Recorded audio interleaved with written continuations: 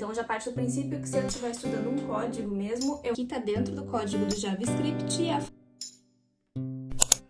Essa semana eu terminei alguns cursos que eu estava fazendo e aproveitei também para responder alguns comentários aqui no canal. E eu percebi que uma dúvida que apareceu com muita frequência era, afinal, o que eu anotava durante as aulas? Como que eu fazia as minhas anotações e por que eu usava tanto papel e caneta, se afinal programação é uma matéria tão prática? E um outro ponto também que eu notei que apareceu bastante era como decidir o que começar a estudar nesse mar de informações que nós temos à nossa disposição, por onde começar a traçar um mapa sobre isso e realmente começar a estudar. E como aqui no canal um dos tópicos é justamente como estudar programação sozinho, como se manter motivado e melhorar a sua performance nos estudos, eu achei que estava na hora de eu vir aqui compartilhar com vocês como é o passo a passo das minhas anotações. Antes de eu mostrar meu esquema de anotações, uma coisa que me ajudou muito a escolher por onde começar dentro da programação e que talvez te ajude, é você começar entendendo primeiro as coisas que são de escopo global. O que isso significa? As coisas que você precisa saber independente da área dentro da programação que você vai seguir depois. Então, eu já tenho uma série de vídeos sobre isso aqui no canal, vou deixar o card aqui em cima. A partir do momento que você já entende essa base que vale para todas as áreas dentro da tecnologia e da informação, chegou a hora de você aprofundar um pouquinho mais. E como que você pode fazer isso? Independente se você for fazer front-end ou back-end, existem 3 tópicos que são bem importantes que todo mundo que está estudando programação, principalmente quem está nos seus primeiros meses, no seu primeiro ano, é importante você dedicar um tempo para estudar isso, que é HTML, CSS e o protocolo HTTP da internet. Por que eu digo desses 3 tópicos são importantes? Porque tanto back-end, front-end, são assuntos que você precisa dominar, mesmo que futuramente você queira trabalhar com armazenamento e segurança de dados, por exemplo, ou você vai trabalhar com a parte de designer, mas a gente, no fundo, estamos fazendo aplicações para a web. Então a gente precisa saber como é toda essa base que estrutura páginas da web, que estiliza páginas da web, como é os protocolos de troca de mensagem. Então, a partir do momento que você já tem a base da lógica bem estabelecida, bem estruturada, agora você dedica um tempo para essa outra parte antes de você realmente partir para uma linguagem de programação um pouco mais estruturada. Isso funcionou e tem funcionado para os meus estudos e eu sei que é uma receita de bolo que muitos programadores que já estão há mais tempo na área usam, então se está dando certo para tanta gente, não vamos fugir dessa receita. Agora falando um pouco mais de como se manter motivado para estudar nas férias e ao mesmo tempo como é o meu processo de anotações, eu quero compartilhar com vocês alguns takes que eu fiz durante a semana. Tento manter uma rotina de estudos diária, o máximo possível. Geralmente quando eu estou em aula, ela é bem mais rigorosa em termos de horário, então agora que eu estou de férias e já adiantei muitas das coisas que eu tinha para fazer, eu aproveito as manhãs para resolver outras questões e começo os estudos na parte da tarde e vou até a noite.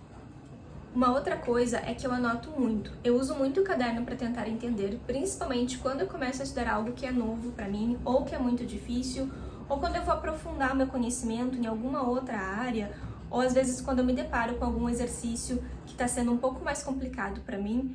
Funciona, na minha forma de estudar, funciona quando eu anoto e eu mesma enxergo passo a passo o que eu estou fazendo. Em geral, as minhas tardes são passadas assim, estudando em frente ao computador. E como tem feito muito calor por aqui ultimamente, eu montei a minha base de estudos na sala mesmo, porque é onde tem o ar-condicionado.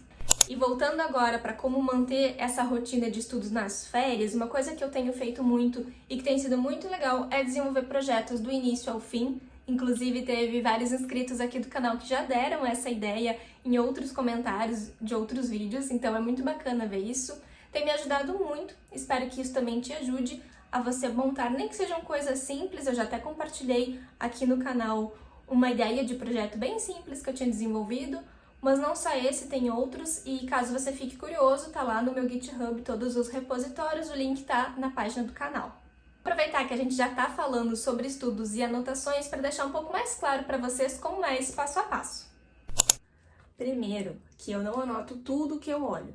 Como é que eu faço? Se eu tô assistindo algum vídeo, por exemplo, aprendendo a fazer um código de alguma coisa específica, eu vou anotar aquele código, geralmente, por exemplo, uma função, E eu vou anotar no caderno passo a passo o que aquilo faz, porque para minha compreensão, eu entendo muito melhor quando eu leio passo a passo o que aquilo faz. Então, eu já parto do princípio que se eu estiver estudando um código mesmo, eu vou anotar apenas as partes que eu preciso relembrar, que eu sei que depois vai ser útil para eu estudar em futuros códigos, que eu vou poder aplicar aquilo em outros projetos. Agora, quando eu estou estudando uma parte mais teórica, por exemplo, quando eu estudei programação orientada a objetos, como também tem uma pequena parte teórica, tem algumas coisas que tu precisa entender o conceito do que aquilo ali significa, aí sim, eu escrevi os textinhos sobre aquilo. Mas, no geral, o código eu anoto as partes que é importante, que eu acredito que eu tenho como reutilizar aquilo em outros códigos depois, e vou puxando setas, porque meu caderno é uma bagunça, eu vou mostrar agora pra vocês, eu vou puxando setas do que aquilo importa pra mim. E quando eu tô assistindo uma aula que é ao vivo, respondendo a pergunta de como são as minhas anotações na aula, segue esse mesmo princípio. Eu anoto o que for de código, o que eu sei que vai ser útil para eu implementar em outros projetos depois, e a partir disso eu vou puxando setas do que aquilo funciona, porque às vezes é muito comum, tu faz um projeto hoje, daqui a uma semana, nem precisa ser muito tempo, tu acessa de novo aquele código, tu não sabe o que faz o que, ainda mais a gente que tá começando, que já não tem aquela facilidade de bater o olho e saber para que aquilo ali serve, como aplicar aquilo em outros problemas parecidos, como resolver outros problemas a partir daquilo ali. Então, se eu tenho descrito passo a passo no meu caderno, às vezes quando eu me deparo com outro desafio de código, com um projeto que eu quero implementar, alguma coisa assim, automaticamente eu me lembro que eu anotei algo parecido no meu caderno, vou ali e acesso como que eu resolvi já uma questão parecida com aquela. Para minha forma de estudar, me ajuda muito porque realmente faz a minha mente lembrar quando eu me deparo com algum problema, com algum desafio de código, algum projeto, eu automaticamente lembro que eu já fiz aquilo em algum momento e que eu sei que eu anotei, porque é assim que eu gravo. Então, se você também for assim mais visual e que você sabe que a partir do momento que você anota, você não vai esquecer mais, e você é assim como eu também tá iniciando, ou pra galera que vai começar agora a faculdade, principalmente se tu acabou de sair da escola, ou se tu tá fazendo uma transição de carreira, vale muito a pena tu separar um caderno, separar um fichário, um tablet, alguma coisa que seja, para que você possa anotar trechos de código que você sabe que vai ser útil. Porque, inclusive, quando a programação começou lá nos primórdios, a maioria dos programadores fazia muita coisa à mão. Inclusive, tem o teste de mesa, que é um teste em que o programador ele passa à mão o código para ver se aquilo está funcionando ou não. Porque quando tu escreve o código, fica muito mais fácil de tu enxergar teu erro. Às vezes, tu tá com o código ali no editor e tu não tá conseguindo saber onde tu errou. Tu começa a ficar olhando para aquele código apavorado, tu não sabe onde tu errou, às vezes é um ponto e vírgula, mas tu não consegue identificar. Pega papel, pega caneta e começa a escrever. Automaticamente tu vai escrevendo, eu fiz isso por isso, e aí tu vai copiando o código do editor e vai pensando, eu botei assim, botei assim, daqui a pouco tu acha o erro, que às vezes só olhando tu não tinha achado. Como que eu faço, tá? Como que funciona mais ou menos. Então, por exemplo, isso daqui é um trecho de código tirado do JavaScript, de uma calculadora feita com HTML, CSS e JavaScript. Isso aqui é uma função que para cada botão vai ter uma determinada ação. Então, quando o usuário apertar no 2, depois apertar no operador mais, depois no 2, depois no igual, a gente espera que no visor apareça 4. E assim acontece com tudo. Então, ao invés de eu copiar o código inteiro, eu copio aquele trecho que eu sei que é a alma do programa, que é aqui que faz funcionar, e que são trechos que talvez em outros projetos eu possa implementar. Então, por exemplo, aqui eu tenho a função de adicionar um dígito no visor. Eu puxo uma seta para o lado e digo que isso aqui é para adicionar um dígito no visor, e eu vou lembrar que dentro do meu editor de código tá lá o trecho anotadinho. Aqui, por exemplo, é a função para calcular, eu estou chamando essa função. É onde realmente acontece a operação, é a alma do código, é essa função calcular, que talvez eu precise usar ela ou ela pode me ser útil em outros projetos. Então, quando eu me deparar com outros projetos com funções de matemática bem explícitas, eu sei que eu tenho uma função dentro desse programa que é muito parecida e pode me ajudar no futuro. Então, eu já puxo com uma setinha aqui e digo o que essa função está fazendo para depois eu me lembrar. Todos os trechos de código eu vou fazendo isso. Essa função aqui limpa o visor. Já tá anotado, eu já sei. Então, é mais ou menos isso. É um pouco bagunçado, mas pra mim eu vou me organizando. Pode parecer um pouco bagunçado, pode parecer trabalho demais também. Muita gente vai achar que é muito trabalhoso, mas é a minha forma de aprender, é o que funciona pra mim. Eu gosto de fazer desafios de código, gosto de escrever os códigos que são mais curtos. Então, dentro desse ano, foi onde eu senti maior segurança e onde eu senti que eu comecei a aprender mesmo.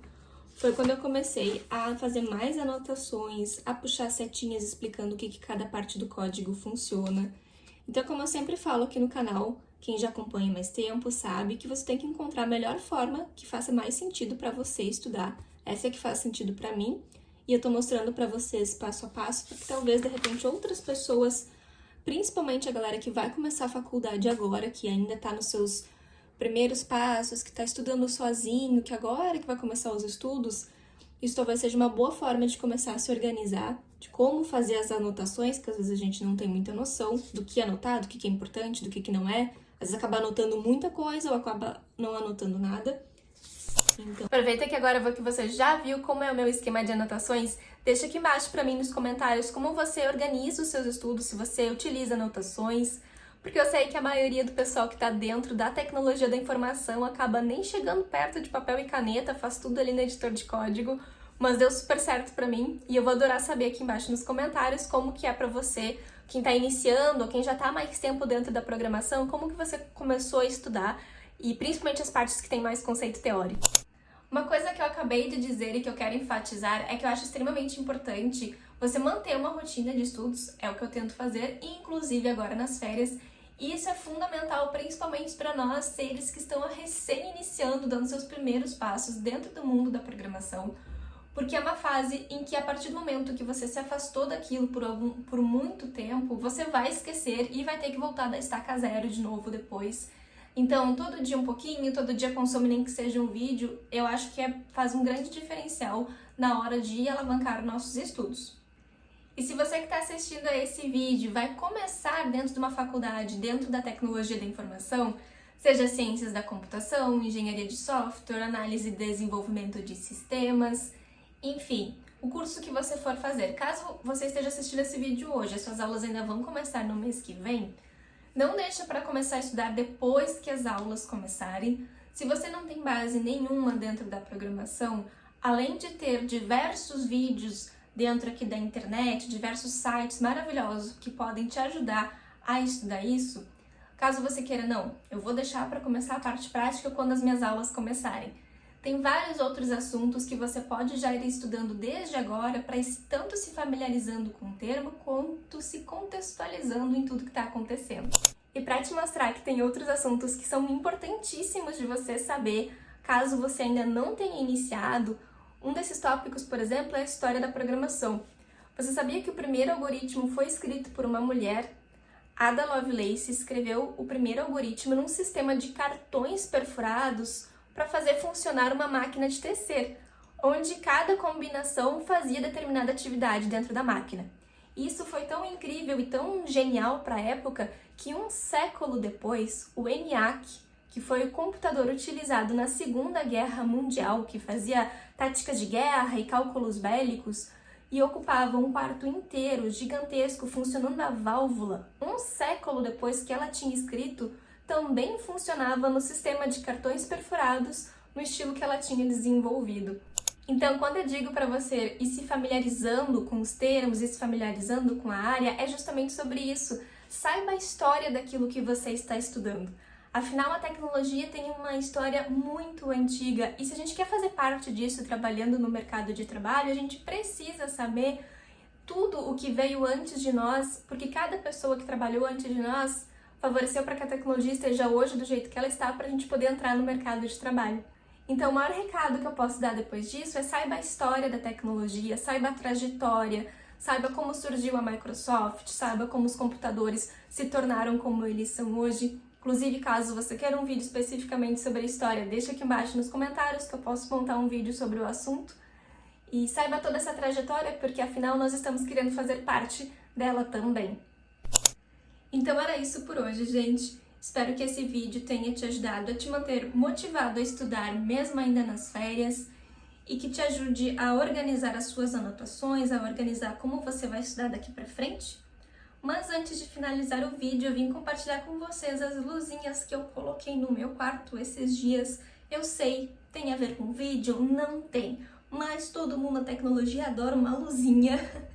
Então, se você chegou até aqui e você já sabe dessa grande novidade no meu quarto, aproveite e me diz se você gostou e se você viu eu brigando com os fios. Se chegou até aqui, não esquece de te inscrever no canal. Era isso por hoje, um beijo e até mais!